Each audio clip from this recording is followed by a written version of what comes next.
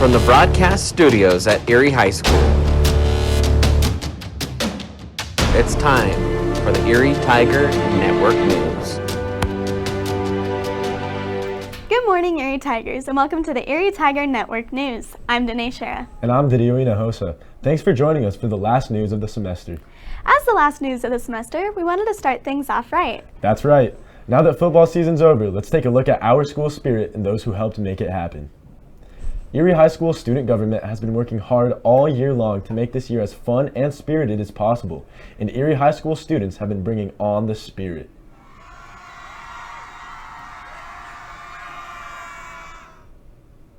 But the true spirit heroes are the members of Student Government's Posters Committee.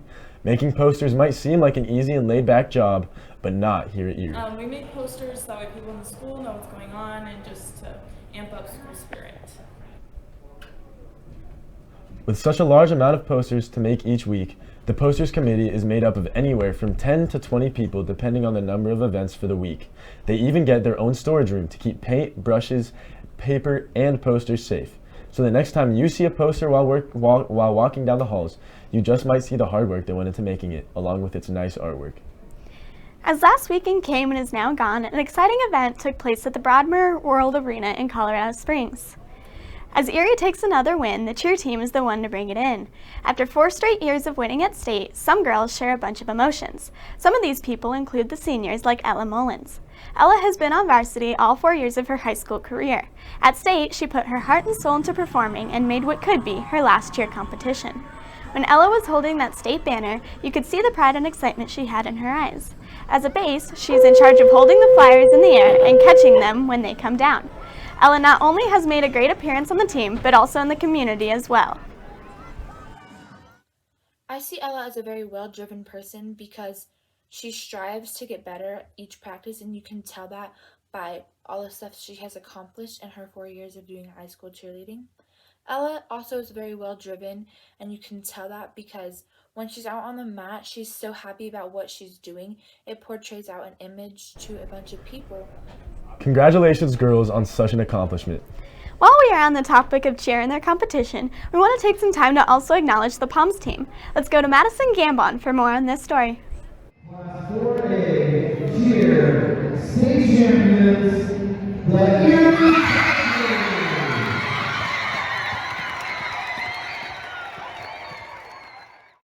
This past weekend at the Chassa Spirit State Championship, the Erie cheer team competed once again to defend their state title. The recognition from winning state the past 3 seasons has made Erie the team to beat, as routines get harder and harder in 4A each year with hopes of beating the unstoppable Tiger squad. I think it definitely feels like we have a target on our back because we've been personally told by coaches and other athletes that they're out for blood and they're coming to get us, but I don't think that's a possibility with the talent we have on the team, so I'm not that worried about it.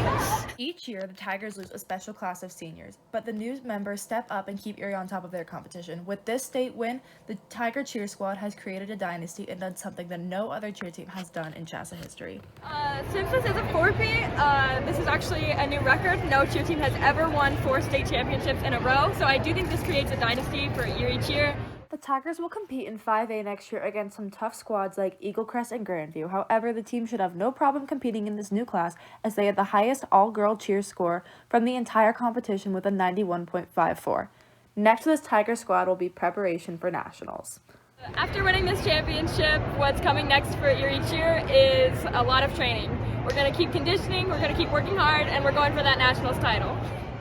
There truly is no slowing down for this Erie squad. The team competed in prelims Friday afternoon and entered finals that night 8 points ahead of their runner-up Lewis Palmer. They were also the only team in 4A with a score above 90 going into the finals. While Erie cheer has never won a national title, their state, regional, and league championships show you just how incredible this team is and will continue to be for years to come. From the Erie Tiger Network, I'm Madison Gambon. Thanks, Madison. School spirit never fails to impress. And congrats again to cheer for a 4P. As Christmas is next week, a tradition for people is having a Christmas tree. Families either buy artificial trees or they cut one down. If you're looking to find one, we have the perfect place for you. That place would be 3M's Farms. Let's go to Elise Coles for this story. 3M Farms is a family-owned business and farm in Erie, Colorado. They sell Christmas trees during the winter time and sell a variety of other plants during the other seasons. So we grow trees and we grow shrubs, perennials. We do some vegetable plants, and that is what we grow during the spring and through most of the fall. Although they only have 3 employees, their customer service has been praised.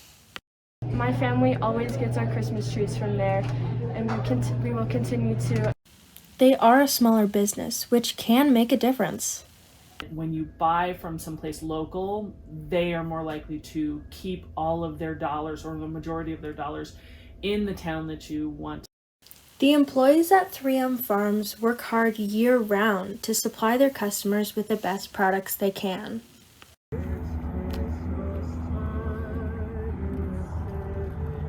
Some plants can take a couple years, some it's just a season. In addition to plants, 3M Farms also sells items like mugs and ornaments. Also, it is beside County Road 3, which makes it much more accessible for families who live in Erie. It's fun to see families come and pick out their Christmas trees. The friendly staff and cozy atmosphere make 3M Farms a great place to buy a Christmas tree. For the Erie Tiger Network, I'm Elise Coles. Thanks, Elise. Those are some solid trees. On the topic of Christmas, we need some snow. That's right. It's been incredibly dry for this time of year. We sent Declan Ross to cover this story. It is finally the holiday season again here in Colorado, but for many it sure does not feel like it. Right now, Colorado is experiencing one of the driest winters in its history. I want snow. There hasn't been a measurable amount of snow, which can be as low as 1/10 of an inch of snow in the Denver area in over 230 days. The last time it snowed a measurable amount in Denver was April 21st, 2021. But it hasn't just been dry, it has also been warm. So warm, in fact, that the Colorado High School State Games that took place on December 4th were played in 60-degree heat, and the fans were free to dress however they pleased. But the metro area isn't the only region that has been affected by this weather. The mountains have been hit hard, and it has caused many skiers to not have the season that they wish to have. There's no snow at any of the resorts, or at least since last week there wasn't. We're starting to get a little snow now, but still terrible. There is yet to be one ski resort that has opened every single one of its runs for skiing. Most of the ski resorts have opened less than a half of all their runs. For the Erie Tiger Network, I'm Declan Ross. I will see you next time.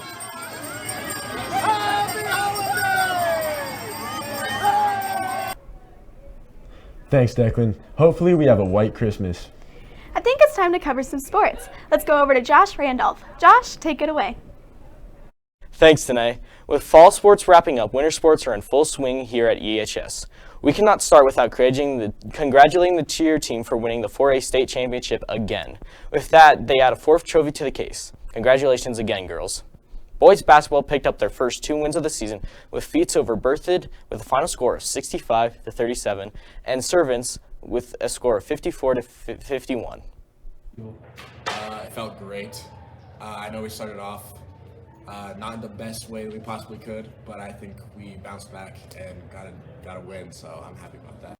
The first win, I felt we did pretty good. Started off slow, came back and fought back. It wasn't the best competition, but... The Tigers will have games today at Pine Creek starting at 4:30 and tomorrow at home against Pueblo County. Girls basketball also played Berthoud last Friday and a loss with a final score of 51-39. They also traveled to Severance on Tuesday, losing 52-64. They head to Skyline on January 6th. The top 50 list is back with 30-21. You can see who cracked the list on TigerTimes.com. Well, that's it for sports. Remember to follow us on social media and tune into the Erie Tiger Network. I'm Josh Randolph. Back to you, Danae and Dario. Thanks, Josh. Congrats and good luck to all the athletes. We do have a few reminders and announcements. Our first announcement is that Christmas break will start on Friday at 10:55 a.m. Our next announcement is that after Friday, all of your schedules will be changed for the next semester after we come back from break. And our third reminder is to be sure to tune in to the Erie Tiger Network on YouTube to watch the live broadcasts of the sports games. And also, be sure to check us out on Facebook, Twitter, and Instagram. Well, that wraps it up for today. I'm Dariuina Hosa. And I'm Danae Shara. Thanks for watching and have an amazing break.